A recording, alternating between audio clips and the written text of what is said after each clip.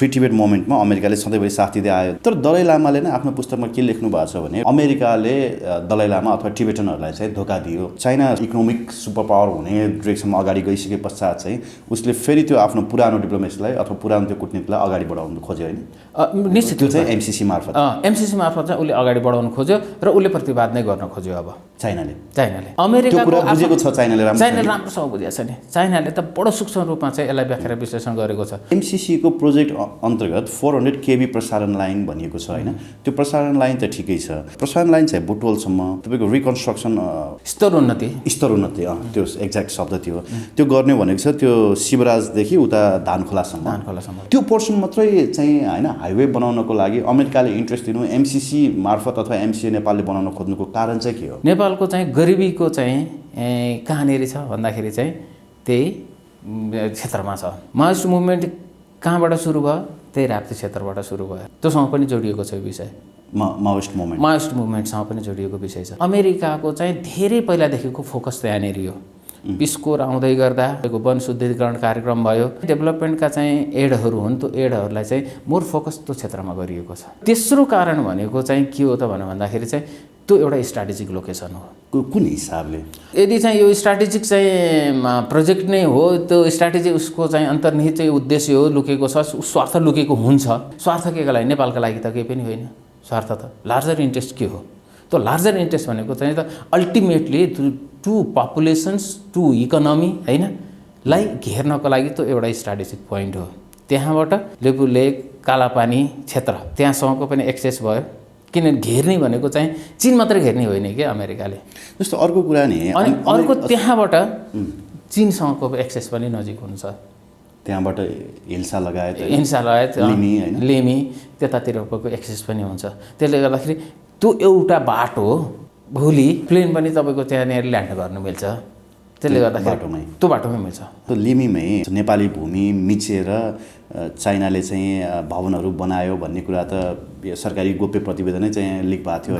Chinese इन्टेलिजेन्सले होइन अमेरिकाले त्यो पोर्सन अफ रोड चाहिँ किन ब्लक गर्न खोजिरहेको छ, अमेरिकी मुभमेन्टहरू त्यहाँ कसरी अगाडि बढ्छ भन्ने कुरा थाहा पाएर त्यहाँ अहिले भवनहरू निर्माण गरिरहेको हो अथवा उनीहरूको त्यो शक्ति त्यहाँ केन्द्रित गरिरहेको? शक्ति केन्द्रित गरे हो। त्यो शक्ति केन्द्रित गरे त्यो स्ट्राटेजिक लोकेसनलाई चाहिँ बडो माइन्युटली चाहिँ चीनले पनि हेरेको छ। अमेरिकाले त त्यो धेरै पहिलेदेखि नै बुझेको हो। 2015मा जब सी जिनपिङ र मोदी बसेर चाहिँ हाम्रो लिपुलेकको चाहिँ जुन भूमिलाई दुईटाको चाहिँ समझदारीमा चाहिँ एक हिसाबले लगे नि एग्रिमेन्ट, दुई देशीय एग्रिमेन्ट हुँदाखेरि त नेपाल त केही गर्न सक्दो रहेनछ। नेपाललाई त यी मिल्दा पनि चाहिँ समस्या छ, यी बिग्रिँदा पनि समस्या छ। त्यो पोइन्टलाई पनि चाहिँ तपाईँको कन्टेन गर्नको लागि चाहिँ स्ट्राटेजिक लोकेसन चाहिँ तपाईँको त्यही होइन भालुवाङ दाङखोलाको चाहिँ जुन बाटो हो त्यो बाटो एउटा स्ट्राटेजिक लोकेसनको हिसाबले पनि त्यो एउटा निर्माण भएको हो।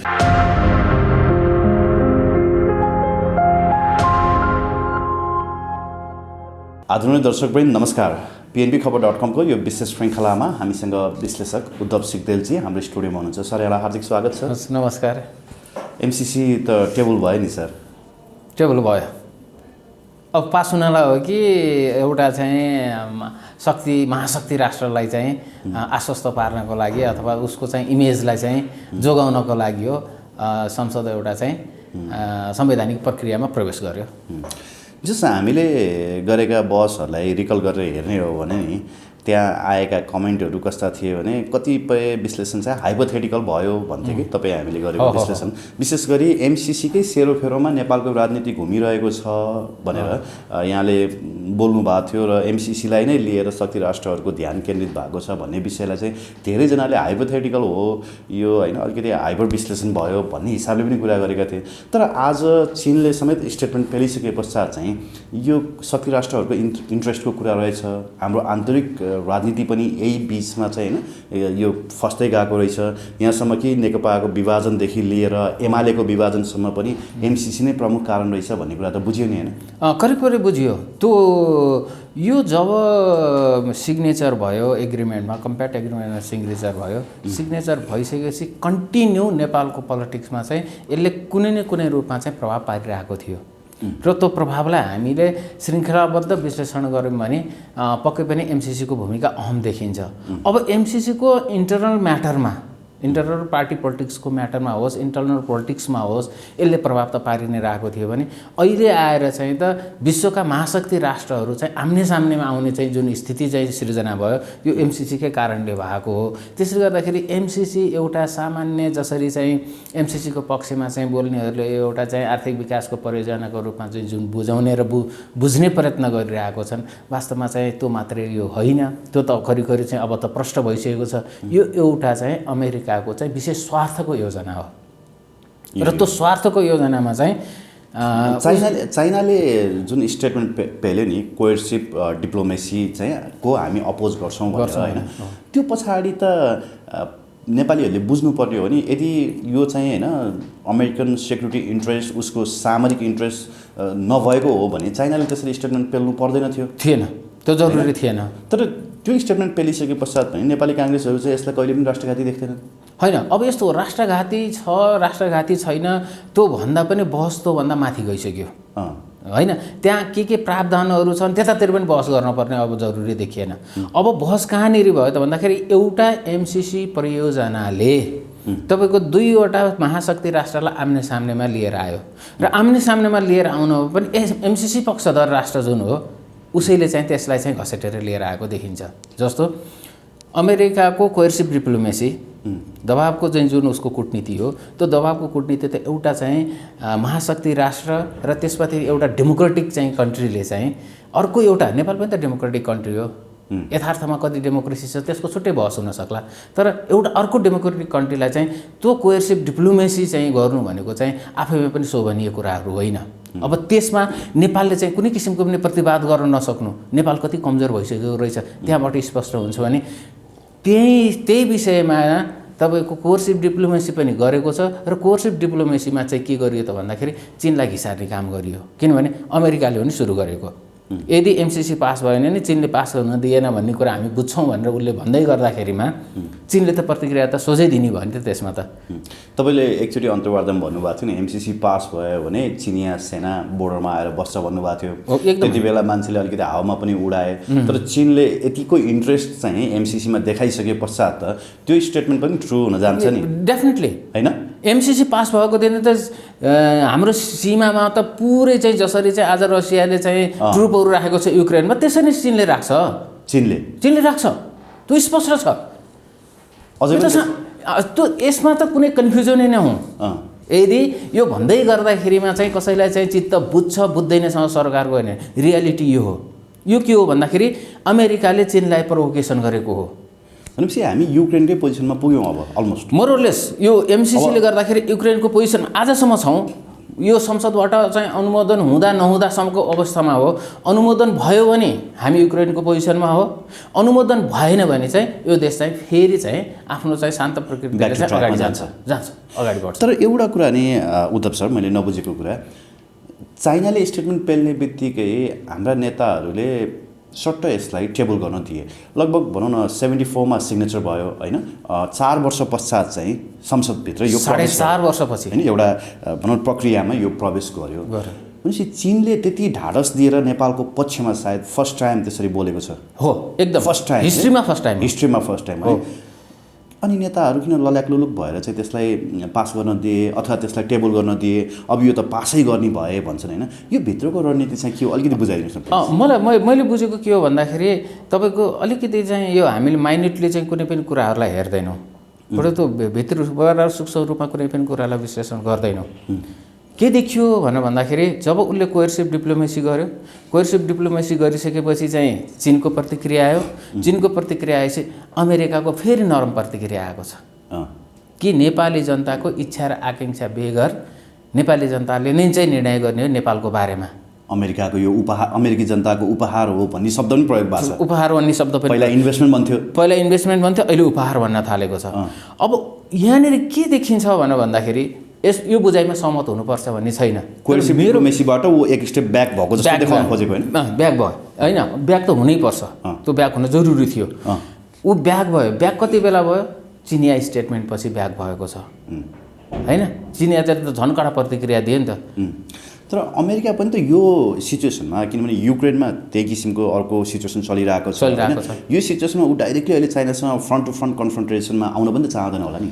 जस्तो नेपाल मामिलामा नेपाल मामिलामा आउन चाहँदैन। किन भन्दाखेरि हेनरी किसिङ्गरले भन्नुभएको थियो कि उहाँ त पहिला त रिचर्ड निक्सनको पालाको स्टेट सेक्रेटरी हो। उहाँले के भने त्यो एकसाथ चाहिँ यो बहुआयामिक युद्धमा चाहिँ अमेरिका जानु हुँदैन, चाहे ट्रेड वार होस् चाहे तपाईँको चाहिँ स्ट्राटेजिक वार होस्, कुनैमा पनि जानु हुँदैन। त्यसले गर्दा एकसाथ एक ठाउँमा निप्टिने हो। जस्तो कोल्ड वारमा एकै ठाउँमा मात्रै कन्सन्ट्रेसन भयो नि अमेरिका, त्यहाँनिर सक्सेस भयो फुटाइदियो होइन। युएसएसआरलाई त तेह्र टुक्रामा बनाउन त सफल भयो नि र कमजोर बनायो र त्यो टुक्रिएका राष्ट्रहरू कति चाहिँ नेटो राष्ट्रहरू पनि भइसके।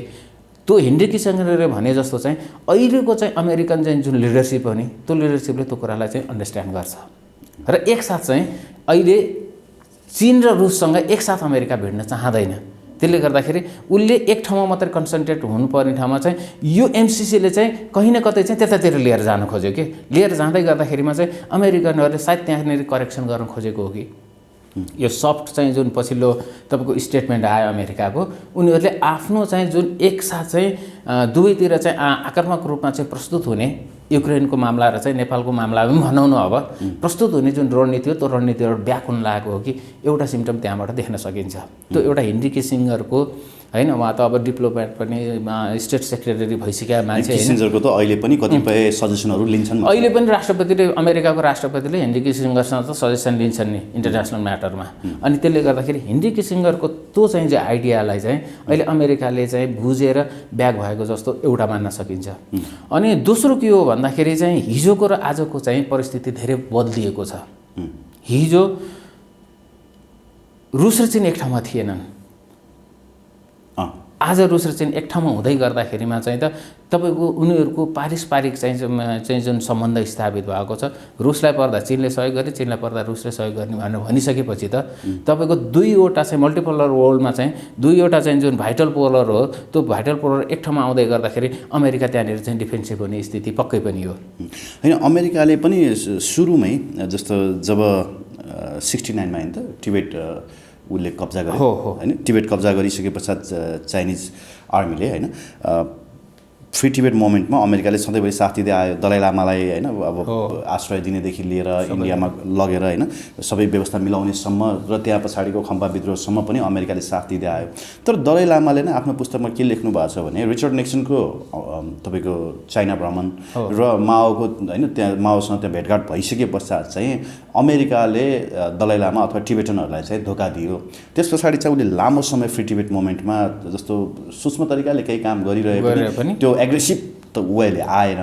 अब अहिले चाइना सुपर पावर हुने अथवा भनौँ इकोनोमिक सुपर पावर हुने डिरेक्सनमा अगाडि गइसके पश्चात चाहिँ उसले फेरि त्यो आफ्नो पुरानो डिप्लोमेसीलाई अथवा पुरानो त्यो कुटनीतिलाई अगाडि बढाउनु खोज्यो होइन। निश्चित त्यो चाहिँ एमसिसी मार्फत चाहिँ उसले अगाडि बढाउनु खोज्यो र उसले प्रतिवाद नै गर्न खोज्यो। अब चाइनाले अमेरिकाको बुझेको छ, चाइनाले राम्रोसँग बुझेको छ नि। चाइनाले त बडो सूक्ष्म रूपमा चाहिँ यसलाई व्याख्या विश्लेषण गरेको छ र अल्टिमेटली जस्तो सर अलिकति एमसिसीको विषयमा हामी अलिकति पछाडि आउँला, यो संसदमा जुन एमसिसी गएको छ होइन त्यो विषयमा। जस्तो एमसिसीको प्रोजेक्ट अन्तर्गत 400 KB प्रसारण लाइन भनिएको छ होइन, त्यो प्रसारण लाइन त ठिकै छ, तर त्यो प्रसारण लाइन चाहिँ बुटवलसम्म, तर जुन तपाईँको रिकन्स्ट्रक्सन अथवा त्यसलाई चाहिँ के भन्छ त्यो बाटोलाई चाहिँ अझै बेटर बनाउने सायद स्तरोन्नति त्यो एक्ज्याक्ट शब्द थियो, त्यो गर्ने भनेको छ। त्यो शिवराजदेखि उता धानखोलासम्म त्यो पोर्सन होइन इस्ट वेस्ट हाइवेको त्यो पोर्सन चाहिँ अमेरिकाले किन चुज गर्यो? त्यति मात्रै पोर्सनमा लगानी गर्दाखेरि त खासै नेपाली सबैले त फाइदा हुने होइन। एमसिसीकै तपाईँको जुन कर्पोरेट अफिसको फेसबुक पेज छ उसले पनि यो कुरालाई फेरि एकदम बढावा दिएर चाहिँ अस्ति 2-4वटा भिडियोहरू पनि स्तरोन्नति भयो बाटोको भने चाहिँ नेपाली जनताले यति पाउँछ उति पाउँछ भनेको थियो। त्यो अलमोस्ट 200 किलोमिटर कति छ होइन, त्यति किलोमिटरको बाटो बनाएर चाहिँ नेपाली जनतालाई डाइरेक्टली हामीले त्यो लाभ लिन सक्दैनौँ। विशेष गरी अझ काठमाडौँमा बस्ने जनताले त त्यसको लाभ लिनै सक्दैन। या त इस्ट वेस्ट हाइवे बनाइदिएको भए हुन्थ्यो, तर इस्ट वेस्ट हाइवे पनि एडिपीले बनाउँदैछ होइन एसियन हाइवे मार्फत, अथवा कुनै तपाईँको जस्तो मध्य पहाडीमा लगानी गरेको भए हुन्थ्यो होइन। त्यो पोर्सन मात्रै चाहिँ होइन हाइवे बनाउनको लागि अमेरिकाले इन्ट्रेस्ट दिनु एमसिसी मार्फत अथवा एमसिए नेपालले बनाउन खोज्नुको कारण चाहिँ के हो? अब यसमा दुई पक्षबाट हेरौँ यसलाई। हामीले व्याख्या र विश्लेषण गर्दा अलिक यथार्थपरक नै गर्नुपर्ने हुन्छ। पहिलो कुरा के हो भन्दाखेरि चाहिँ अमेरिकाले त्यहाँ चुज गर्दै गर्दाखेरिमा चाहिँ जस बाटो बन्नु भनेको चाहिँ पिपुलको लाइफमा चाहिँ ट्रान्सफर्मेसन हुन्छ, इकोनोमिक ट्रान्सफर्मेसन हुन्छ, एउटा यही नै हो नि। भनेपछि नेपालको चाहिँ गरिबीको चाहिँ कहाँनिर छ भन्दाखेरि चाहिँ त्यही क्षेत्रमा छ हैन, विशेष गरेर राप्ती क्षेत्रमा छ र पश्चिम राप्ती क्षेत्रमा चाहिँ माओइस्ट मुभमेन्ट कहाँबाट सुरु भयो, त्यही राप्ती क्षेत्रबाट सुरु भयो। त्योसँग पनि जोडिएको छ यो विषय, माओइस्ट मुभमेन्टसँग पनि जोडिएको विषय छ। माओइस्ट मुभमेन्टसँग जोडिएको विषय के भने गरिबीबाट सुरु भएको हो, असमानताबाट सुरु भएको हो भन्ने खालको जुन एउटा लजिक हो, त्यो लजिकको लागि पनि त्यहाँनिर चाहिँ डेभलपमेन्ट कसरी लान सकिन्छ त, त्यसको लागि चाहिँ त्यो एउटा उपयुक्त भूमि हुनसक्छ भन्ने खालको एउटा तर्क छ।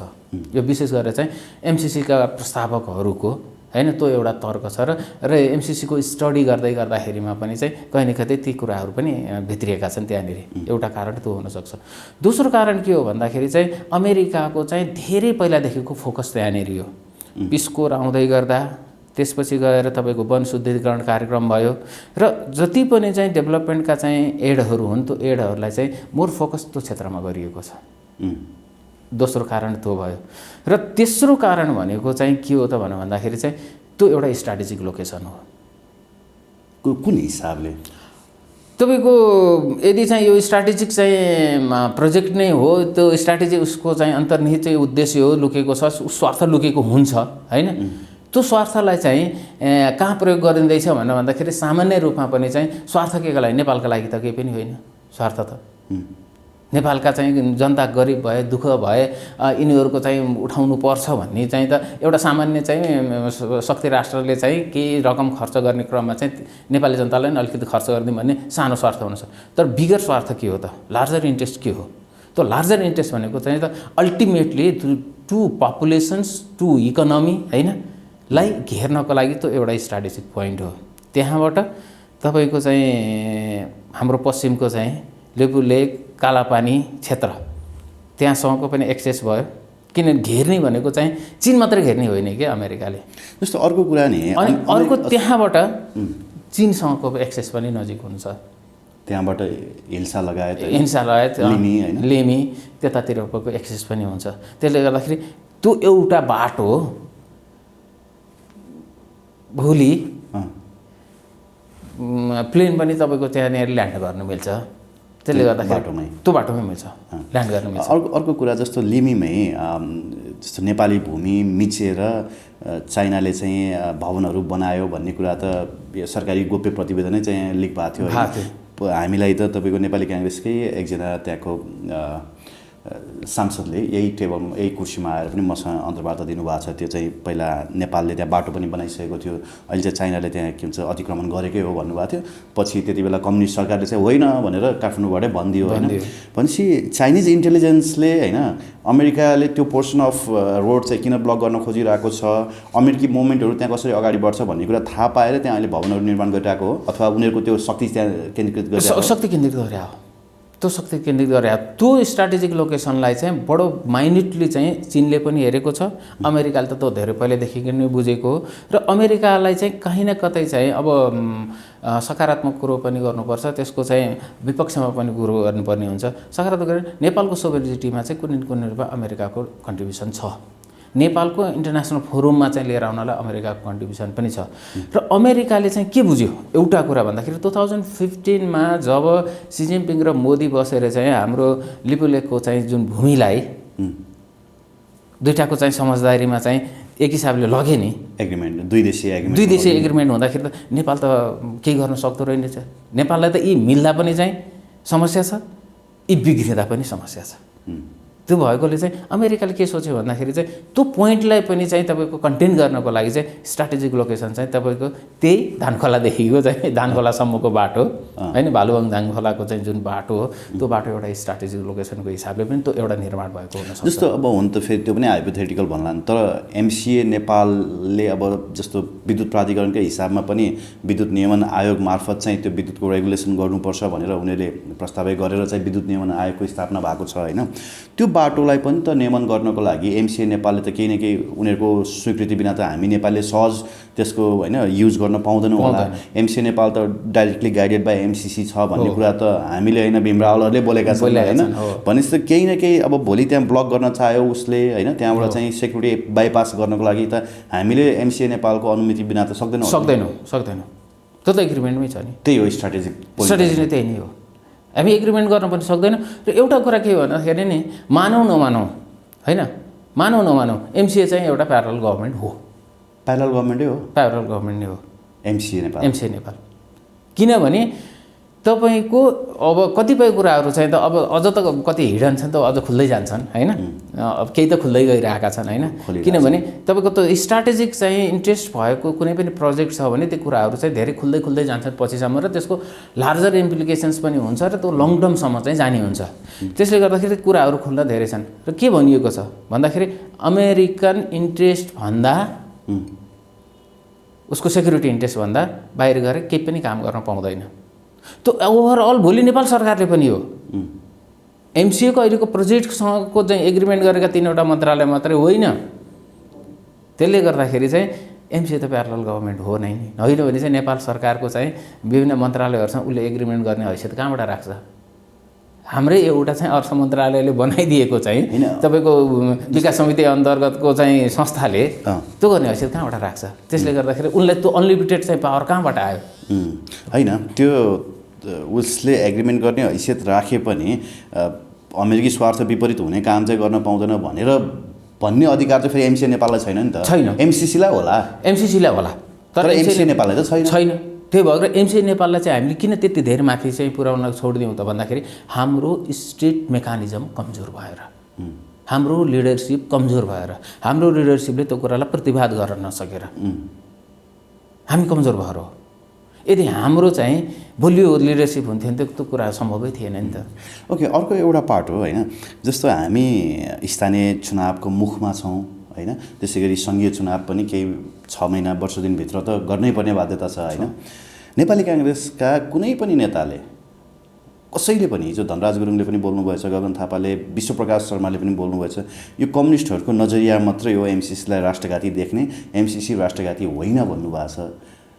अनि जनमत चाहिँ एमसिसी राष्ट्रघाती हो भन्नेतर्फ छ होइन। र स्ट्राटेजिक हिसाबले हामीले गरेका विश्लेषण अनुसार पनि यो नेपालको लागि घातक छ भन्ने कुरा त देखियो। राष्ट्रघात हो होइन त्यो आफ्नो ठाउँमा होला, तर घातक चाहिँ छ भन्ने देखियो नेपाली जनताको लागि। किन यत्रो ठुलो चुनौती नेपाली काङ्ग्रेसले लिइरहेको छ? होइन, नेपाली काङ्ग्रेसको स्पष्ट बुझाइ के छ भनेर भन्दाखेरि अब अझ त्यसमा चाहिँ नेपाली काङ्ग्रेसका नेताहरूले बढी थप पारेर मैले नेपाली काङ्ग्रेसलाई जति बुझेको छु त्यो बुझ्दै गर्दाखेरि नेपाली काङ्ग्रेसमा चाहिँ के एउटा चाहिँ फियर छ भन्दाखेरि चाहिँ नेपालमा वाम जनमत स्पेसली कम्युनिस्टको जनमत धेरै भयो। त्यसले गर्दाखेरि कम्युनिस्टहरूलाई कुनै न कुनै रूपमा पेनिट्रेट गर्नैपर्छ। त्यो पेनिट्रेट गर्नको लागि योभन्दा चाहिँ राम्रो माध्यम अरू हुन सक्दैन। हिजो सुन एमसिसीको कारणले हेर्नुहोस् त कम्युनिस्टहरू छिन्न भिन्न भएको होइन नेपालमा, झन्डै 2/3 चाहिँ बहुमत पुगेका कम्युनिस्टहरू आज हेर्नुहोस् त तितर अब सरकारमा रहने कि नरहने भन्नेसम्म स्थितिमा पुगिसकेका छ, धरापमा छन् नि, तितर भएको छ। एउटा एमसिसीले गर्दाखेरि, एउटा एमसिसी प्रोजेक्टले गर्दाखेरि चाहिँ यिनीहरू कम्युनिस्टहरू पुरै त्यो भित्र पेनिट्रेट हुने स्थितिमा पुगेको छ। त्यसले गर्दाखेरि कम्युनिस्टहरूलाई तहलाउनको लागि चाहिँ एमसिसीभन्दा उपयुक्त चाहिँ बाटो अरू केही पनि छैन। त्यसले गर्दा एमसिसीमा यिनीहरूलाई चाहिँ घेर्नै पर्छ भनेर चाहिँ अब काङ्ग्रेसीहरूको एक ढिक्काको चाहिँ बुझाइ त्यो देखिन्छ। त्यसले गर्दाखेरि कम्युनिस्टहरूलाई पेनिट्रेसन गर्ने हो। त्यही भएर पनि फेरि काङ्ग्रेसमा त एकता देखिएको छ हेर्नुहोस्, एकदम यो मामलामा सबै एक ढिक्का छन्। कोइराला प्यानल होइन, अब भनौँ तपाईँको प्रकाशमानहरू होइन, सबै एक ढिक्का छन्, सबै एक ढिक्का छन्। त्यसले गर्दाखेरि this is a ideological debate, this is a ideological war. यो आइडियोलोजिकल वारमा चाहिँ यसपाला काङ्ग्रेसीहरू चाहिँ माथि भएको चाहिँ देखिन्छ। त्यसले गर्दाखेरि उनीहरू चाहिँ एकतामा छन्। कम्युनिस्ट भन्ने आइडियोलोजिकल वार त्यसमा आइबी भयो। फेरि एमसिसीको किनभने त्यो त अमेरिकाले प्रष्टै भन्यो नि, अब त्यो त अमेरिकाले भनेको छ नि त, ऊ चाहिँ दस्तावेजमै लेखेको छ नि त। तपाईँको यो के हो त भन्दाखेरि टोटल अमेरिकन आइडियोलोजीलाई चाहिँ तपाईँले विश्वास गर्ने कुरा हो। त्यहाँनिर तपाईँको चाहिँ यो कम्युनिस्ट चाहिँ आइडियोलोजीहरूलाई चाहिँ त स्पेसै छैन नि त त्यहाँनिर। जस्तो तपाईँको लिबरल डेमोक्रेसी, प्लुरलिजम, तपाईँको क्यापिटलिजम होइन, ओपन मार्केट, यी सबै कुराहरूमा त कम्युनिस्ट विरोधी हो नि त। अब एमसिसीलाई चाहिँ समर्थन गर्दै गर्दाखेरिमा चाहिँ त कम्युनिस्टहरू त आफ्नो आइडियोलोजीलाई त पूर्ण रूपमा सकिए नि त। सकिए। त्यसले गर्दाखेरि त्यसका मामलामा पनि चाहिँ काङ्ग्रेसहरूमा एक ढिक्का छ र काङ्ग्रेसहरूको चाहिँ जुन आइडियोलोजिकल फ्रेम हो त्यो फ्रेम अनुसार चाहिँ उनीहरूको बुझाइले चाहिँ गलत भन्न चाहिँ मिल्दैन।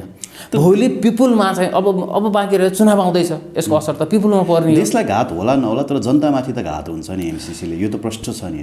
अब यस्तो छ, जनतामाथि घात पनि हिजोको जस्तो अवस्था अहिले छैन। मेरो बुझाइमा हिजोको जस्तो अहिले अवस्था छैन, किन विश्वको शक्ति सन्तुलन चाहिँ पुरै फेरबदल आइसकेको छ। जसरी अमेरिकाले चाहिँ आफ्नो स्ट्राटेजीलाई इम्प्लिमेन्टेसन एमसीसी थ्रु गर्छु भनेपछि त्यति गर्न पनि सक्ने अवस्थामा ऊ पुग्दैन, किनभने विगत 2 दशक अथवा 1 दशकदेखि पछिको तपाईँले चाहिँ अमेरिकन स्ट्राटेजीको चाहिँ ग्लोबल चाहिँ इम्प्लिमेन्टेसनलाई हेर्नुभयो भने कहाँनिर सक्सेस भएको छ।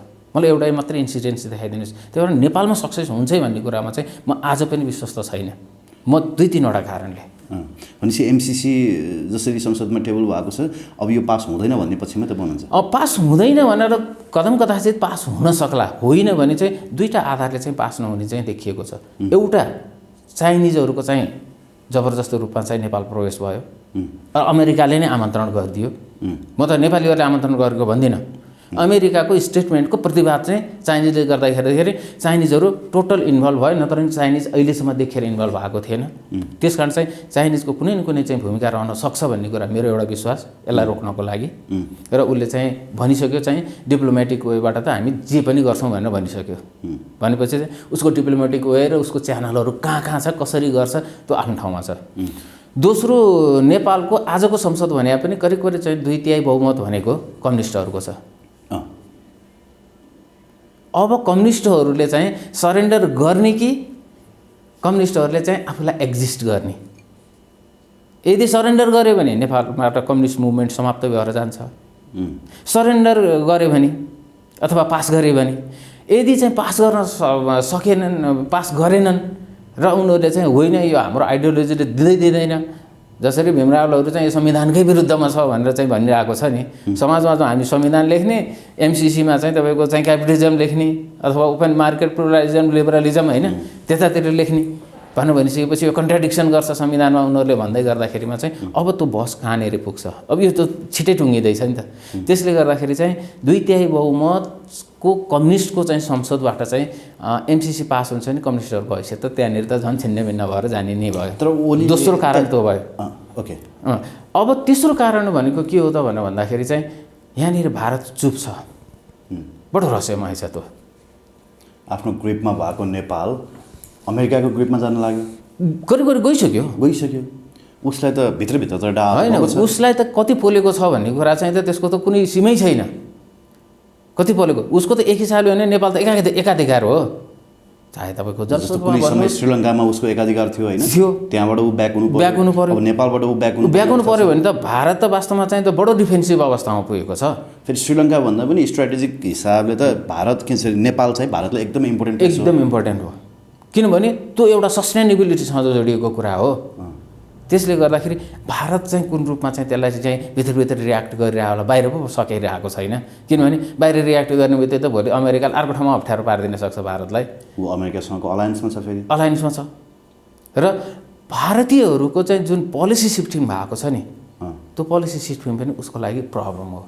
जेसुकै भए पनि भारत चाहिँ एक हिसाबले भने नन एलाइनमेन्टको मुभमेन्टको चाहिँ त नेतै हो नि, नेहरू त त्यसका नेतै हुन् नि। भनेपछि जब अहिले आएर चाहिँ मल्टिलेयर चाहिँ जब चाहिँ मल्टिपोलर वर्ल्डमा चाहिँ मल्टिलेयर चाहिँ एलायन्सेसमा जानुपर्छ भनेर भन्दै गर्दाखेरिमा चाहिँ भारतको जुन फरेन पोलिसी र चाहिँ डिप्लोमेसीमा चाहिँ सिफ्टिङ आएको छ, त्यसले गर्दा ऊ डिफेन्सिभ भएको छ। र नेपाल मामलामा पनि ऊ असफल हुनुको कारण एउटा त्यो पनि हो। भारतको त्यो भनौँ न जुन कुटनीति छ नि अहिले सबैसँग चाहिँ रणनीतिक सम्झौता गरेर अगाडि बढ्ने, तपाईँले भन्नुभयो मल्टिपोलर एकदम यो उसमा जाने, त्यसले गर्दा चाहिँ भारत टुक्रिन पनि सक्छ भन्ने विश्लेषण गर्न थाले कि मान्छेहरूले। भारत टुक्रिँदैन चाहिँ म त्यतातिर जाँदिनँ, किन भन्दाखेरि भारत आफै समस्यामा पर्दै गइरहेको छ। इन्टरनल चाहिँ म्याटरमा पनि ऊ समस्या परेको छ भने इन्टरनेसनल म्याटरमा पनि ऊ समस्यामा परेको छ। भनेपछि एमसीसीको हकमा भारतले खेल्न सकेको छैन अहिले। अहिले त्यस्तो खुलेर खेल्न सक्दैन, भित्रभित्र त यिनीहरूको डिप्लोमेसीमा त हुनसक्छ, त्यो त भन्न सकिँदैन। भनेपछि भारतले पहिला जस्तो सिन डिप्लोमेसीबाट अनसिन डिप्लोमेसीमा जानुपर्ने बाध्यता भयो एकदम। हिजो त मुखर रूपमा आउँथ्यो नि त नेपाल मामलामा, अहिले त मुखर रूपमा आउनै सकिरहेको छैन नि त। होइन खोइ त कोही तपाईँको भारतीय डिप्लोमेटहरू बोलेकै छैन नि त। बोलेकै छैन। पहिला त यहाँ खोइ त लिपुलेख काण्डमा कति बोले हो नि, होइन, अरू काण्डमा कति धेरै बोले। अहिले कोही बोलेकै छैन, सबै साइलेन्स छ। त्यसले गर्दाखेरि चाहिँ यो त रहस्यमय छ है, अत्यन्त रहस्यमय छ। त्यसले गर्दा यसको पनि पर्दा खुल्दै जाला। तर अहिले हामीले के बुझ्यौँ भने भारतको जुन पोलिसी सिफ्टिङ भइरहेको छ नि, फरेन पोलिसी र चाहिँ डिप्लोमेसीमा जुन सिफ्टिङ भइरहेको छ नि, त्यो सिफ्टिङ हुँदै गर्दाखेरिमा चाहिँ भारत चाहिँ मोर प्रब्लमेटिक हुँदै गइरहेको छ। ओके सर, अब तपाईँले भन्नुभयो कि 2/3 मत चाहिँ अथवा 2/3 सांसद सङ्ख्या भएको कम्युनिस्टहरू सदनमा छन् होइन, संसदमा छन् भने कसरी चाहिँ एमसिसी पास गर्लान् र भन्नुभयो। तर कार्यान्वयन सम्झौता मार्फत एमसिसीलाई मोर कम्प्लेक्स बनाउनको लागि केपी ओलीले जति सहयोग गरे नि, त्यो हिसाबले केपी ओली त नैतिक हिसाबले पनि यो एमसिसीको जिम्मेवार व्यक्ति अथवा एउटा मेजर स्टेक होल्डर हुन्। अहिले हुन त उनीहरू आफ्नो 14 जना सांसदको निलम्बनको माग लिएर संसद अवरुद्ध गरिरहेका छन् होइन, तर उनले भोटिङ गर्नु पर्यो भने त पछिमै भोटिङ गर्नु पर्ला नि त केपी ओली अथवा नेकपा एमाले। अब त्यो पनि भन्न सकिँदैन, किनभने कम्युनिस्टहरूको चाहिँ एउटै मात्रै ध्येय के हो भन्दाखेरि सत्ता प्राप्ति हो। एउटै मात्रै ध्येय, रूपान्तरणको मुद्दा छैन, विकासको मुद्दा छैन, केही पनि छैन। कसरी हुन्छ पार्टीले अथवा चाहिँ त्यो नेतृत्वले सत्ता प्राप्ति गर्ने हो। सत्ता प्राप्ति गर्नको लागि चाहिँ त्यो बाटोमा जाँदाखेरि चाहिँ सत्ता प्राप्ति जान्छ नि, किनभने आइडियोलोजी बिनाको पोलिटिक्सलाई चाहिँ त्यति धेरै प्रिडिक्सन गर्न सक्नुहुन्न कि। आइडियोलोजी भइदिएको भएदेखि तपाईँ प्रिडिक्सन गर्न सक्नुहुन्थ्यो। ल एमाले यसो गर्छ, काङ्ग्रेसले यसो गर्छ, अरू चाहिँ कम्युनिस्ट घटकले यसो गर्छन्, तराईका दलहरूले यसो गर्छन् भन्न सकिन्थ्यो। तर कसैसँग आइडियोलोजी पनि छैन, एउटै मात्रै चाहिँ ध्येय के छ त भन्दा कसरी सत्ता प्राप्ति गर्ने, कसरी त्यहाँ टिकिरहने, त्योभन्दा अरू ध्येय नभएको कारणले गर्दाखेरि यदि एमसिसी पास गराउँदै गर्दाखेरिमा चाहिँ एमालेलाई चाहिँ भोलि सत्ता प्राप्ति हुने स्थिति चाहिँ आउँछ भने एमाले त्यतातिर जान सक्छ। तर कम्युनिस्ट भएको नाताले चाहिँ एमाले चाहिँ त्यो गर्छ कि गर्दैन भन्ने चाहिँ एउटा चाहिँ जनमानसको जुन प्रश्न छ नि, त्यो प्रश्नबाट चाहिँ एमाले नराम्रोसँग चाहिँ घेरिएको अवस्था चाहिँ छ। त्यसले गर्दाखेरि एमाले बिचमै बसेर यो टुङ्गियोस् भन्ने ऊ चाहन्छ, तर त्यो सम्भव छैन। एमाले अब खुल्नै पर्छ। प्रेसरमा छ त्यसो भए एमाले पनि प्रेसरमा छ एमाले हामी हाम्रो मुद्दाले गर्दाखेरि चाहिँ संसद अवरोध गरिरहन्छौँ भन्ने होइन। मुद्दा त नेपाली जनताको चाहिँ यत्रो चाहिँ नेपाली जनतालाई घर घरमा तताइरहेको यो मुद्दा, अन्तर्राष्ट्रिय चाहिँ सुपर पावरहरू चाहिँ तपाईँको भिडन्तको स्थितिमा आएको यो मुद्दा, त्यो मुद्दालाई चाहिँ छोडेर चाहिँ अब भोलि सत्ता प्राप्तिको लागि एउटा पार्टीको चाहिँ सदस्यताको लागि तपाईँको चाहिँ यहाँ संसदमा चाहिँ यो चाहिँ जुन खालको चाहिँ गतिविधि भएको छ नि, यो त एमाले जस्तो जिम्मेवार र प्रतिपक्षलाई त सुहाउँदै नसुहाउने कुरा हो। तर पिपलले पनि अब्जर्भ गरिरहेको छ कि एमाले यत्रो चाहिँ राष्ट्रिय चाहिँ बहस लिएर आएको, चाहिँ राष्ट्रिय चाहिँ उत्तेजना लिएर आएको, राष्ट्रिय चाहिँ एक खालको चाहिँ तपाईँको चाहिँ सचेतना भनौँ अथवा चाहिँ राष्ट्रिय चाहिँ समस्याको रूपमा चाहिँ प्रस्तुत भएको जुन एउटा मुद्दा छ, त्यो मुद्दालाई चाहिँ वास्ता नगरेर तपाईँको चाहिँ आफ्नो एउटा चाहिँ सांसद चाहिँ 14 जना सांसदको यो भोलि सरकार पाइन्छ कि पाइँदैन त्यो मुद्दामा लाग्दै गर्दाखेरिमा चाहिँ एमालेको बारेमा पनि प्रश्न व्यापक रूपमा उठेको छ अहिले। त्यसले गर्दाखेरि एमाले किता काट गर्नै पर्छ। जस्तो मैले अघि नै पनि यो प्रश्न जोडेको थिएँ होइन, सत्ता गठबन्धनको भविष्यको कुरा होला, माधव नेपाल र प्रचण्डको राजनीतिक भविष्यको कुरा होला होइन। चाइनाले स्टेटमेन्ट पेल्ने बित्तिकै जसरी संसदमा एमसिसी छिर्यो नि, मान्छेले सडकमा चाहिँ आवाज के निकाल्यो भने सत्तामा पनि बस्ने, सडकमा पनि प्रदर्शन गर्ने होइन। त्यो हिसाबले त प्रचण्ड र माधव नेपाल अथवा भनौँ विशेष गरी प्रचण्ड है, माधव नेपाल त अहिले अलिकति डिफेन्सिभ पोजिसनमा हुनुहुन्छ, उहाँ त ओके भन्नुपर्ने अवस्थामा पनि हुन्छ। तर प्रचण्डले यत्रो वर्ष होइन, चार वर्षसम्म यसलाई होइन आफ्नो राजनीतिक भविष्य नै दाउमा राखेर चाहिँ यसको विरुद्ध सङ्घर्ष गर्दै आएको मान्छे, कहिले हस्ताक्षरै दुरुपयोग अथवा हस्ताक्षरै पनि गरेर पछाडि नपरिकन यसलाई समय लम्ब्याउँदै होइन कसरी विफल पार्न सकिन्छ भन्ने खालको कूटनीति उहाँले चल्दै आएको मान्छे अहिले संसदमा लैजानु भने पनि कुनै न कुनै हिसाबले चाहिँ यसलाई फेल गराउनैको लागि लगेको हो भन्ने बुझ्न सक्छ होइन। एउटा यसलाई चाहिँ त्यो प्रक्रियामा लानुपर्ने चाहिँ बाध्यताको स्थितिमा सबै दलहरू नै हो यसलाई, किनभने अब चाहिँ त संसदको विषय भयो नि त यो कुनै अब दलको विषय रहेन, अब यो नेपाली काङ्ग्रेसको मात्र विषय रहेन, यो माओवादी समाजवादीहरूको अथवा चाहिँ जसपाहरूको यो विषय रहेन, यो संसदको विषय रह्यो। अर्थात् सबैजना पार्टिसिपेट संसदको विषय रह्यो। यो चाहिँ के भन्दाखेरि आम नेपाली जनताको कन्टिन्युटको विषय भयो। अब हिजो अब फुटकर रूपमा बाहिर कुरा गरिन्थेन, अब प्रष्ट रूपमा चाहिँ संसदमा टेबल भइसकेपछि चाहिँ यो संसदको विषय हो। अब यो कसरी किनारा लाग्छ त्यसको बारेमा चाहिँ छुट्टै छलफल गरौँला। यो संसदको विषय हुँदै गर्दाखेरिमा चाहिँ भोलि यसलाई चाहिँ फेल गर्दै गर्दाखेरिमा पनि अब महाशक्ति राष्ट्रले चाहिँ जसरी दबावको चाहिँ कूटनीति गर्थ्यो त्यो दबावको कूटनीति गर्ने स्थितिबाट पछाडि हट्नु संसदबाट यसलाई फेल गर्यो किनभने त्यसको आन्तरिक मामिला र उसले पनि के भनेछ नेपाली जनताको चाहिँ प्रतिनिधिहरू अथवा चाहिँ नेपाली जनताले चाहिँ के चाहन्छन् त्यसलाई चाहिँ हामी स्वीकार गर्छौँ भनेर त अमेरिकाको पछिल्लो सफ्ट स्टेटमेन्ट पनि आइसकेको छ। त्यसले गर्दाखेरि यसलाई प्रक्रियामा लानुपर्ने एउटा चाहिँ संवैधानिक प्रक्रियामा लगिसकेर त्यहाँबाट टुङ्ग्याउँदै गर्दाखेरिमा चाहिँ यो फेल भयो भने पनि चाहिँ कसैले क्वेसन गर्ने चाहिँ स्थिति रहँदैन।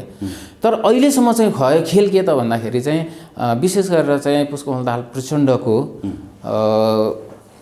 प्रधानमन्त्रीसँगै चिठी पठाएको एमसिसीलाई होइन र पठाएको होइन भन्ने अब यो जुन चाहिँ दोहोरो चाहिँ कुराहरू आए नि यो दोहोरो कुराले चाहिँ उहाँको राजनीतिक भविष्यलाई त प्रश्न उठाएकै छ कि नेपाली जनताले पनि त्यो कुरालाई राम्रोसँग अब्जर्भ गरिरहेको छ। त्यसले गर्दाखेरि चाहिँ उहाँ चाहिँ त्यो अप्ठ्यारोमा पर्नु भएको जस्तो ट्र्यापमा पर्ने भनेर भनिन्छ कि उहाँ चाहिँ त्यो ट्र्यापमा पर्नु भएको किनभने आफ्नो राजनीतिक भविष्य जोगाउँछु भन्दै गर्दाखेरि के गरेर जोगाउने भन्दै गर्दाखेरिमा चाहिँ उहाँ चाहिँ ट्र्यापमा पर्दै जाँदाखेरि चाहिँ त्यो स्थिति आएको र अहिले पछिल्लो समयमा पनि संसदमा टेबल गर्न चाहिँ जसरी दिनुभयो नि टेबल गर्न दिँदा त सत्ता गठबन्धनको सहमतिमै टेबल भएको हो नि त। प्रतिपक्षसँग कति भएको छ त्यो कुरा खुलेर आएको छैन। प्रधानमन्त्रीले भेट पनि गर्नुभएको छ र त्यसपछि मात्र टेबल भएको छ। उहाँहरूको बिचमा के कति कुरा भयो त्यो बाहिर आउन आएको छैन। अब ती अनुमानका भरमा आएका कुराहरूको आधारमा हामी विश्लेषण गर्न सक्दैनौँ। देउवा पनि कतै न कतै एमसिसी जेसुकै होस् तर गठबन्धन नटुक्राउँ भन्ने पक्षमा छन् कि जस्तो देखियो कि अहिले पछिल्लो समयमा त्यो देखियो। प्रधानमन्त्री पनि यो गठबन्धनलाई चाहिँ कसरी हुन्छ जोगाएर राख्नै पर्छ भन्ने खालको पक्षमा चाहिँ प्रधानमन्त्री देखिनु भएको छ र त्यही मनसाय बमोजिम चाहिँ रामचन्द्र पौडेल चाहिँ अहिले जसरी भेटघाटमा निस्किनु भएको छ त्यो भेटघाटमा निस्किनुको पनि कारण के हो भने गठबन्धनलाई जसरी हुन्छ जोगाइराख्ने नै। एमसिसी चाहिँ पास हुन्छ फेल हुन्छ अब प्रधानमन्त्री देउवालाई कुनै चिन्ता छैन किनभने उहाँले एउटा प्रक्रियामा प्रवेश गराउन उहाँलाई चुनौती थियो। त्यो प्रक्रियामा प्रवेश गराइसकेपछि चाहिँ उहाँलाई पनि चाहिँ अब आनन्द भएको छ। अब फेल भयो भने पनि एउटा सार्वभौम सत्ताको जनताको प्रतिनिधिले चाहिँ फेल गरे भन्ने हुन्छ। पास भयो भने पनि चाहिँ ठिकै छ म त त्यसको पक्षमा थिएन थिएँ पास गरेर लिएर आएँ भन्ने चाहिँ हुन्छ। त्यसले गर्दाखेरि चाहिँ देउवा दुवै हातमा लड्डु लिएर बस्नु भएको छ। जस्तो यतापट्टि एकीकृत समाजवादीमा झलनाथ खनाल बाहेक विद्रोहको त्यति ठुलो स्वर सुनिएको छैन। झलनाथ खनालले चाहिँ एकदमै डटेरै प्रतिवाद गर्नुभएको छ यो विषयमा होइन। तर नेकपा माओवादीभित्र त चरम के भन्छ विपक्षमा बसेका मान्छेहरू छन् एमसिसीको होइन। उहाँहरू सबैले त महाधिवेशनबाटै पारित गरेको यथास्थितिमा एमसिसी हामी स्वीकार गर्दैनौँ भनेर होइन। त्यही हिसाबले पनि तपाईँको देउवासँग यो एमसिसी टेबल गर्न दिने सहमति बन्नुभन्दा अगाडि चाहिँ हामी सरकारबाट बाहिरिन्छौँ हामी बाहिरिनको लागि तयार छौँ भनेर पनि उहाँले चाहिँ झोकाझोकी पर्यो फोनमा पनि झोकाझोकी पर्यो भन्ने कुरा त आम सञ्चार माध्यममा पनि आएका थिए होइन। र त्यो भएकै कुरा पनि होला होइन। तर प्रचण्डले यति बेला नि यो सहमति टेबल गर्ने सहमति दिनुको पछाडि चाहिँ कतै न कतै माधव नेपाललाई जोगाउनकै लागि हो माधव नेपालकै भविष्य हेरेर हो। एउटा त्यो पनि कारण हो भने अर्को माओवादी भित्रको चाहिँ तपाईँले हेर्नुभयो भने त्यो झगडा हेर्नुभयो भने त्यो एकता केन्द्रबाट आएकाहरू छन् नि जनमोर्चा एकता केन्द्र कुन छन् होइन हो त्योबाट आएकाहरूले चाहिँ त्यसको कडा रूपमा विरोध गरेका छन्। माओवादी भित्रिकाहरू चाहिँ त्यस्तो चाहिँ विरोधमा चाहिँ छैनन्। एउटा त्यो पनि हामीले हेर्नुपर्ने हुन्छ। त्यसले गर्दाखेरि यो के हो भन्दाखेरि पोलराइजेसन हो कि अब ध्रुवीकरणतिर गएको हो। कम्युनिस्ट पार्टी भित्रको पनि चाहिँ हार्डकोरहरू एकतिर हुने त्यसपछि केही लेफ्ट लिबरलहरू चाहिँ एकतिर हुने चाहिँ स्थितिको चाहिँ निर्माण भएको थियो। माओवादी भित्रको केस पनि त्यही नै हो।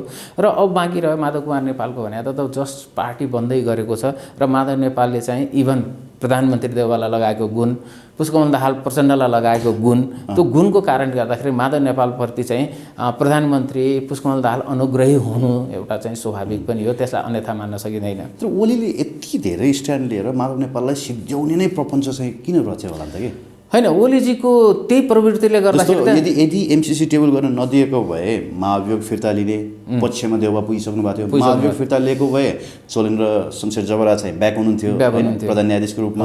अनि उहाँ ब्याक भए पश्चात त माधव नेपाललाई त छोड्नुहुन्थेन डेफिनेटली। त्यसले गर्दाखेरि अब यहाँनिर चाहिँ प्रधानमन्त्रीले पनि के हेर्नुभयो के बुझ्नुभयो भनेर भन्दाखेरि चाहिँ यो गठबन्धनबाट नै चाहिँ अगाडि गइयो भने चाहिँ भोलि चाहिँ नेपालको पोलिटिक्समा एक्जिस्ट गर्न सकिन्छ, होइन भने एमालेको चाहिँ पारामा जाने भने चाहिँ त एमाले त एक्लै लड्ने पक्षमा छ, एक्लै लड्ने पक्षमा छ र उसको सङ्गठन पनि छ, सबै कुरा छ। ओलीजीको जो अहङ्कार जुन छ नि त्यतिको चाहिँ स्ट्रक्चर सङ्गठन, त्यतिको चाहिँ धेरै कार्यकर्ताहरू भएका र भोलि चुनावी रणनीति हिसाबले चाहिँ सबैतिरबाट तयारी भएको, राज्यसम्म तर फेभरेबल भएको होइन, त्यो सबै कुराहरूलाई हेर्दाखेरि ओलीजीले चाहिँ त चुनावमा चाहिँ ड्याम डिफिट पार्नुहुन्छ भन्ने खालको चाहिँ जुन बुझाइ हो त्यो बुझाइले गर्दाखेरि पनि चाहिँ सत्ता गठबन्धनमा चाहिँ त्यो एक खालको चाहिँ सहमति निर्माण भएको हो। त्यसो भए एमसीसी फेल भए पनि यो गठबन्धन टुट्दैन। एमसीसी फेल भए पनि गठबन्धन टुट्दैन। फेल भयो भने नैतिक हिसाबले प्रधानमन्त्रीले राजीनामा दिनुपर्छ। प्रधानमन्त्री अब परेन होइन, सत्ता गठबन्धनले भोट हालेन भने प्रधानमन्त्री अल्पमतमा परे बराबर हो भन्छन्। होइन, दुईटा कुरा हुन्छ यहाँनिर चाहिँ। यो के हो भन्दाखेरि चाहिँ एउटा पक्षले चाहिँ के भने राष्ट्रको हितमा छैन भनेर भनेको छ, एउटा पक्षले राष्ट्रको हितमा छ भनेर भनेको छ। भोलि पार्टीहरूले तपाईँको चाहिँ आफ्ना सांसदहरूलाई हुइप लगाएन भने तपाईँले चाहिँ कसैलाई कारवाही गर्ने भन्ने कुरा हुँदैन नि त। नेपाली काङ्ग्रेसले पनि त हुइप लगाएन भने त नेपाली काङ्ग्रेसले पनि कतिपय त विपक्षमा आउन सक्लान् नसक्लान् आफ्नो ठाउँमा आउँछन्, केही त बोलेका छन् नि, ती बोलेका आउन सक्लान् नसक्लान्। तर एउटा कुरा के भने यत्रो चाहिँ राष्ट्रिय महत्त्वको चाहिँ विषयमा, अब त यो राष्ट्रिय महत्त्वको विषय भयो नि त, यो यस्तो चाहिँ राष्ट्रिय महत्त्वको विषयमा चाहिँ पार्टीहरूले हुइप लगाएनन् भने त गठबन्धन त जहाँको त्यहीँ रहन्छ। किनभने पार्टीले हुइप लगाइदिएर चाहिँ त्यसको चाहिँ बगावत गर्यो भने त सत्ता गठबन्धनमा चाहिँ पनि अब एक खालको चाहिँ समस्याहरू आउने हो, होइन नि। हुइप लगाएनन् भने चाहिँ त्यो समस्याहरू नहुन सक्छ। त्यसैले नेपालको राजनीतिक दलहरू सत्ता राजनीतिमा माहिर भएको कारणले गर्दाखेरि चाहिँ यिनीहरूले कुनै रूपमा चाहिँ जोगाउँछन् जस्तो मलाई लाग्छ। ओके सर, अब अन्तिममा जस्तो सडकमा हामीले यो एमसीसी टेबल गर्न दिने भनेदेखि नै विभिन्न किसिमका अलिकति हिंस्रक आन्दोलन देख्यौँ भने अलिक बढी प्रतिवाद गर्ने होइन, प्रहरीसँगको मुठभेडमा जाने, टायर बाल्ने, फेरि पेट्रोल बम हान्ने यस्ता आन्दोलनहरू देख्यौँ। तर जनता आएनन् सर। हो, माओवादीका कार्यकर्ता आए, एकीकृत समाजवादीका आए, अनि केही सेलिब्रिटी अभियन्ताहरू आए होइन, राप्रपाले पनि जोस जनायो, अरू तपाईँको वाम घटकहरू आए होइन, र एक दुईवटा नयाँ दलहरू आए। तर जनता आएनन् कि आएन। अब किन? अब प्रश्नको गम्भीर चाहिँ हो। यदि कम्युनिस्टको त्यो दुईवटा घटक सडकमा नआइदिएको भए सम्भवतः चाहिँ जनता त्यहाँनिर चाहिँ आउन सक्ने सम्भावना थियो। तर त्यो घटकले के गर्यो त भन्दाखेरि स्पेसल अब सत्ता गठबन्धन नै भनौँ, सत्ता गठबन्धनले चाहिँ के गर्यो त भन्दाखेरि सडक त खाली गर्न दिनु हुँदैन है, सत्ता र सडक दुवै ठाउँमा चाहिँ उनीहरूले कब्जा गरे। मलाई लाग्छ यो भित्री यिनीहरूको रणनीति हो, गठबन्धनकै रणनीति हो त।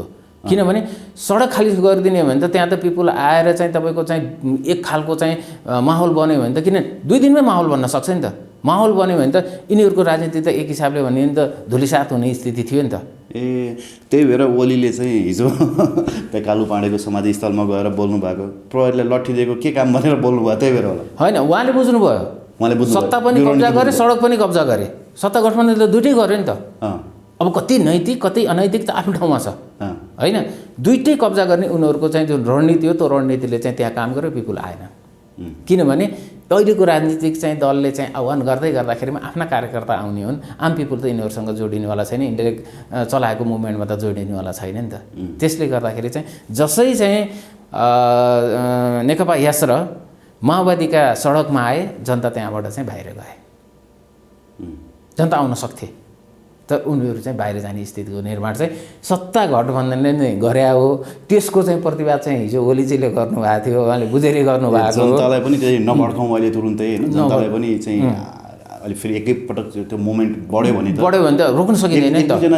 आम जनता मऱ्यो भने त यहाँ त व्यापकै हुन्छ नि। त्यसले गर्दाखेरि चाहिँ बडो सुझबुझका साथ चाहिँ उनीहरूलाई सडकमा लिएर आइएको, म लिएर आएको भन्छु, आएको भन्दिनँ म त। माओवादी र चाहिँ नेकपा यसका चाहिँ सडकमा लिएर आइएको।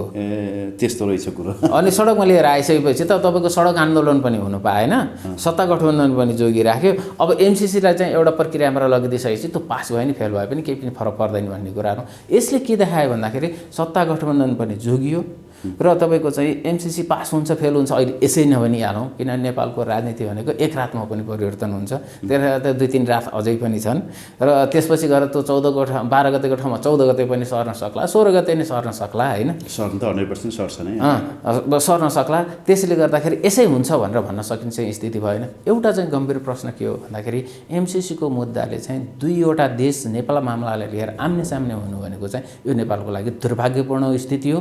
यसमा चाहिँ नेपालको पोलिटिकल लिडरसिपले लङ टर्मको लागि केही पनि सोचेन। जस्तो सर यो कुरा त चाइनाले पनि त्यो हिसाबले बोलिसकेपछि वर्ल्ड फोरममा त पुग्यो तर वर्ल्ड फोरमले कुनै पनि प्रतिक्रिया दिएन।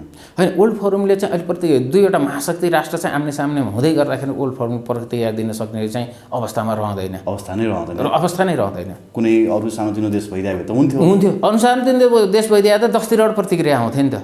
त्यसले गर्दाखेरि यो एउटा चाहिँ सुपर पावरहरूको चाहिँ इस्युज भएको कारणले गर्दाखेरि अरू त्यसरी बोल्न चाहिँ सक्ने स्थितिमा रहँदैनन्। त्यसले गर्दाखेरि चाहिँ स्थिति त्यो भएको। चीनको कुरा गऱ्यौँ, जस्तो चीनले जुन हिसाबले स्टेटमेन्ट पेल्यो नि त्यो हिसाबले चाहिँ एमसिसी चीनको लागि पनि कति घातक छ भन्ने कुरा देखियो होइन। र एमसिसीकै विषय लिएर थुप्रै विश्लेषकहरूले अब सैन्य कु हुनसक्छ भन्ने कुराहरू गरे होइन। तर नेपालको सेना विशेष गरी पश्चिमाहरूको अलि बढी इन्फ्लुएन्समा छ, विशेष गरी अमेरिकाको इन्फ्लुएन्समा छ, इन्डो वेस्टको इन्फ्लुएन्समा छ भन्ने कुरा त लुगाएर लुकेको कुरा होइन। एकचोटि चिनिया विदेश मन्त्रीको नेपाल भ्रमण थियो नि, त्यति बेला 4 घन्टा कि 5 घन्टा त उहाँले जङ्गी अड्डामै बिताउनु भयो मोस्ट अफ द टाइम। पछाडि अथवा भनौँ त्योभन्दा अगाडि त्यो बख्तरबन्द गाडीहरू चाहिँ यता कता घुमाउने के गर्ने कसो त्यो प्र्याक्टिसहरू गर्ने कुराहरू पनि भइरहेको थियो। अनि त्यस पछाडि लगभग रोकियो पनि होइन। भनेपछि नेपाली सेनालाई औँलो उठाउनकै लागि आएका थिए त्यो चिनिया विदेश मन्त्री, यहाँले अलिक प्रश्न पार्नु पर्यो। होइन, अब यस्तो नेपाली सेना नेपालका लागि हुनुपर्छ, नेपाली सेनाले चाहिँ कसैको चाहिँ पृष्ठपोषण गर्नु हुँदैन भन्ने कुरा चीनको मान्यता हो। जस्तो क्लियर के हो भन्दाखेरि चाहिँ चाइनाको जुन पछिल्लो पोलिसी हो नि, नेबर स्टेबिलिटी, उसको पछिल्लो पोलिसी हो चाइनाको। त्यसपछि गएर इन्डियाको पछिल्लो पोलिसी के हो त भन्दाखेरि चाहिँ नेबर फर्स्ट। हेर्नुहोस् है, अब यहाँनिर चाहिँ तपाईँले के बुझ्नुपर्छ भन्दाखेरि चाहिँ नेपालको एकमात्र सङ्गठित संस्था भनेको सेना हो। सेनाले चाहिँ यदि तलमाथि गरिदियो भने चाहिँ त वास्तवमा कुनै पनि शक्तिले त्यसलाई रोक्न सक्ने स्थिति हुँदैन। त्यसले गर्दाखेरि सेना आज कहाँ छ?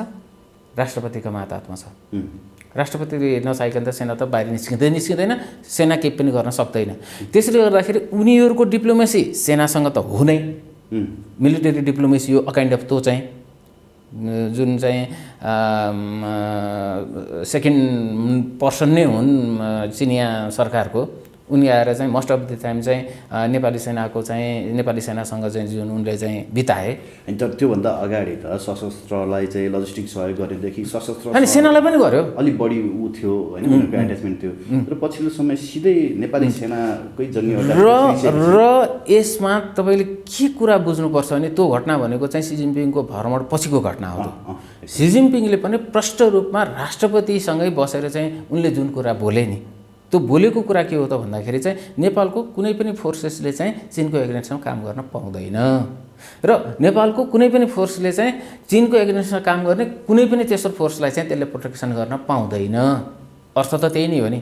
त्यसले गर्दाखेरि चाहिँ उनीहरू दुईतिरबाट लागेको छ। सेनालाई चाहिँ तपाईँको न्युट्रलाइज गर्ने, त्यसका लागि चाहिँ राष्ट्रपतिजीको पनि भूमिका रहन्छ। त्यो भएर राष्ट्रपतिजीको पनि चाहिँ एक खाले भन्ने हो भन्दाखेरि चाहिँ राम्रो सम्बन्ध छ उत्तरी छिमेकसँग। अनि त्यो उत्तरी छिमेकसँग राम्रो सम्बन्ध हुँदै गर्दाखेरिमा चाहिँ तपाईँको चाहिँ सेना चाहिँ आएर चाहिँ त्यसरी चाहिँ प्रयोग गर्ने चाहिँ स्थिति रहँदैन। हो, राष्ट्रपति चाहिँ एग्रेसनमा आउनु भने सेना परिचालन हुनसक्छ, कसका पक्षमा भन्ने कुरा चाहिँ अहिले नभनौँ। र अहिले कुनै पनि चाहिँ निर्णयको चाहिँ एमसिसी फेल हुँदैमा सैन्यको हुन सक्ने त्यस्तो हुँदैन, केही पनि हुँदैन। एमसिसी फेल हुँदैमा केही पनि हुँदैन, यो नर्मल्ली जान्छ। जस्तो तपाईँको टेबल भइसकेपछि पनि सबैको अनुमान के थियो थाहा छ? 8 गते टेबल भयो, 9, 10, 11, 12सम्म चाहिँ कन्टिन्यू चाहिँ बानेश्वरमा प्रदर्शन हुन्छ भन्ने सबैलाई एजुम्सन गरेको थियो नि त। खोइ त आज हेर्नुहोस् त कति शान्त छ। खोइ त भनेपछि तपाईँको यहाँनिर तपाईँले के बुझ्नु पर्यो भन्दाखेरि चाहिँ नेपालको जुन सङ्गठित शक्ति हो आज जहाँको त्यही नै छ, कमजोर भएको भनेको चाहिँ तपाईँ चाहिँ राज्य सत्ताका चाहिँ अरू चाहिँ अङ्गहरू कमजोर भएका हुन् र पोलिटिकल लिडरसिप कमजोर भएको। नेपालमा जसरी नि केही असन्तुष्ट पक्षहरू चाहिँ पोलिटिकल यो छ नि व्यवस्था नै परिवर्तनको माग गरिरहेका छन् नि, यो व्यवस्था त झन् संस्थागत भएर जाने दिशातर्फ देख्यो। किनभने पिपुलहरू त जनता त शान्ति चाहँदो रहेछ नि, एकदमै जनता त चाहे जेसुकै होस् हामीलाई गरी खान देऊ भन्ने मात्रै पक्षमा रहेछ नि त। अझै पनि हेर्नुहोस् त, हो नि किन होइन अब एकदम एमसिसी पास भएर साँच्चै नै जनताले चाहिँ त्यो खालको चाहिँ मनस्थिति बनाएको छ यो चाहिँ राष्ट्रको हितमा छैन भनेर पिपुललाई आएर पिपुल सडकमा आयो भने चाहिँ त्यसलाई व्यवस्थापन गर्नको लागि चाहिँ सेना परिचालन हुने स्थिति हो पास हुँदाको अवस्थामा अवस्थामा। तर फेल हुँदै गर्दाखेरिमा चाहिँ त सेना परिचालन नै देश नर्मल्ली चाहिँ जान्छ, नर्मल कोर्सबाट अगाडि बढ्छ। भनेपछि जनतालाई चाहिँ पास भए पनि नभए पनि खासै मतलब चाहिँ रहन्छ होइन, होइन यत्रो डर देखाएको नि डिभाइड त पिपुल डिभाइड त भएको छ, जन्म डिभाइड भएको छ। तर आन्दोलनको त्यो वेभ जुन आउँछ भन्ने परिकल्पना कतिले गरेका थिए नि, त्यो चाहिँ होइन एउटा होइन शक्ति राष्ट्रहरूको जुन टकराव हो त्यो टकरावले गर्दाखेरि वेभ आउने हो। शक्ति राष्ट्रहरूको टकरावले हो नि त वेभ ल्याउने भनेको त। तर यस्तो रहेछ, तर शक्ति राष्ट्रको टकराव पनि एक खालले चाहिँ शिथिलीकरणमा भयो नि त, शिथिलीकरणमा भएको छ नि अहिले। जब अमेरिकन चाहिँ स्टेटमेन्ट नरम भएर आयो नि त त्यो वेभले क्रिएट त्यसले गर्न सक्यो, त्यसले शिथिलीकरण गर्यो नि त। ओके, यहाँकै स्टेटमेन्टलाई मैले सपोर्ट गर्दै नि जस्तो 46को आन्दोलन होइन, अनि त्यस पछाडि 62-63को आन्दोलन होइन, यी विभिन्न आन्दोलनहरूमा चाहिँ इन्डियाको ठुलो लगानी थियो, पश्चिमाहरूको ठुलो लगानी थियो भन्ने कुरा त अब कतिपय त्यो जगजाहेर छ, कतिपय अलिअलि हामीले पनि पाएन सूचना र कतिपय कसले कति पैसा लिए भन्ने कुरा त देखिएकै कुरा पनि छैन। देशको हितमा बोल्न, देशको हितमा आन्दोलन गर्न पनि विदेशीले लगानी नगरिदिकन चाहिँ नहुँदो रहेछ है। देशको लागि आन्दोलन गर्नु पनि विदेशी लगानी चाहिने रहेछ कि। यो क्याप्टिभ माइन्डसेट हो नि त, क्याप्टिभ माइन्डसेटमा त्यही नै हुन्छ। एउटा शब्द मैले आज प्रयोग गरेँ, क्याप्टिभ माइन्ड भन्छ कि यसलाई। त्यो क्याप्टिभ माइन्ड भनेको के हो भन्दाखेरि चाहिँ स्वविवेकले काम नगर्ने, त्यहाँनिर कसै न कसैले चाहिँ सिकाइदिनु पर्ने, भनिदिनु पर्ने र त्यसका लागि पनि चाहिँ केही हदसम्म लगानी गरिदिनु पर्ने, यो क्याप्टिभ माइन्ड हो। नेपालमा दुईवटा माइन्डसेट छ, एउटा चाहिँ वेस्टर्न चाहिँ लिबरल डेमोक्रेसी क्यापिटलिजमको माइन्डसेट भएका छन्, त्यो जस्तो तपाईँले काङ्ग्रेसहरू हेर्नुभयो भने त्यो पाउनुहुन्छ। त्यसपछि अर्को मार्क्सवादीहरूको क्याप्टिभ माइन्ड भएका छ, कम्युनिस्टहरू छन्। यो क्याप्टिभ माइन्ड भएकाहरूलाई चाहिँ तपाईँले परिचालन गर्नु पऱ्यो भने तपाईँले चाहिँ फ्युल हाल्नुपर्छ। यो क्याप्टिभ माइन्ड हो, किनभने हामीले हाम्रो लागि चाहिँ हामी आफैले सोचिरहेका छैनौँ। किनभने यो बिग्रेको काम चाहिँ 2028 सालदेखि हो। 2028 सालबाट जब हामीले नयाँ शिक्षा चाहिँ लिएर आयौँ, नयाँ शिक्षा लिएर आउँदै गर्दाखेरिमा चाहिँ त हामी क्याप्टिभ माइन्डतिर गएको हो। त्यसले गर्दाखेरि त्यो क्याप्टिभ माइन्डबाट बाहिर नआउन्जेलसम्म चाहिँ मलाई पिपुल सडकमा आउँछन्, लड्छन् भन्ने कुराहरू मलाई लाग्दैन। यहाँले भनेको कुरा चाहिँ मलाई के चित्त बुझ्यो भन्दा आफ्नो लागि लड्नको लागि पनि चाहिँ अरूले चाहिँ गरिदिने भन्ने कुरा चाहिँ त्यो क्याप्टिभ माइन्डलाई गरिदिने हो कि। त्यही भएर नहुने त्यो क्याप्टिभ माइन्ड भएकाहरू ठाउँमा चाहिँ यो संसारभर जहाँ पनि यही नै हो, संसारभर नै हो। किनभने अब स्वविवेकले चाहिँ मुभमेन्ट हुन्छ भन्ने कुराहरूमा चाहिँ त तपाईँको चाहिँ यो एजुकेसन सिस्टमदेखि लिएर सबै कुराहरू चाहिँ तपाईँको बदलिनुपर्ने हुन्छ। तपाईँ एउटा इक्जाम्पल यो मेकाले एजुकेसन भनेर भन्छ कि इन्डियामा चाहिँ 1857मा चाहिँ विद्रोह भयो होइन, मेकाले एजुकेसन आइसकेको थियो तैपनि चाहिँ हिजोको चाहिँ जुन माइन्डसेट हो नि त्यो माइन्डसेटले विद्रोह गर्यो। विद्रोह गरिसकेपछि चाहिँ उनीहरू चाहिँ के कुरामा आश्वस्त थिए पश्चिमाहरू, विशेष गरी ब्रिटिसहरू भन्दाखेरि चाहिँ अब हाम्रो एजुकेसन सिस्टम त्यहाँ लादियो, त्यस कारण त्यहाँका मान्छेहरू चाहिँ अब मुभमेन्टमा आउन सक्दैनन्। नसक्ने भएकोले हामी ढुक्कसँग चाहिँ कति चाहिँ वर्ष शासन गर्ने, शासन गर्न सकिन्छ भनेर चाहिँ उनीहरू त्यसरी गएको थियो। त्यसरी एजुकेसन सिस्टम तपाईँको चाहिँ माइन्डसेट कसरी चाहिँ डेभलप भएको छ, तपाईँ कुन स्कुलिङबाट आउनु भएको छ र त्यो देशमा चाहिँ क्रान्ति हुन्छ हुँदैन, मुभमेन्ट हुन्छ हुँदैन भन्ने कुराहरू चाहिँ त्यो सिस्टमले चाहिँ डिटर्मिन गर्ने हुन्छ। त्यो भएकोले चाहिँ हामी कहाँ चाहिँ पिपुल चाहिँ स्वविवेकले चाहिँ सडकमा आउँछ भनेर चाहिँ त्यो परिकल्पना नगरौँ, त्यसको लागि फ्युलिङ गर्नुपर्छ। त्यसको लागि चाहिँ यहाँलाई चाहिँ यो जुन स्टेटमेन्ट हो भेरी भेरी थ्याङ्क यू है, धन्यवाद दिन चाहे यहाँलाई एकदमै महत्त्वपूर्ण संवादको लागि। ल यहाँले पनि यो मौका दिनुभयो, यहाँको लागि यहाँलाई पनि धेरै धेरै धन्यवाद।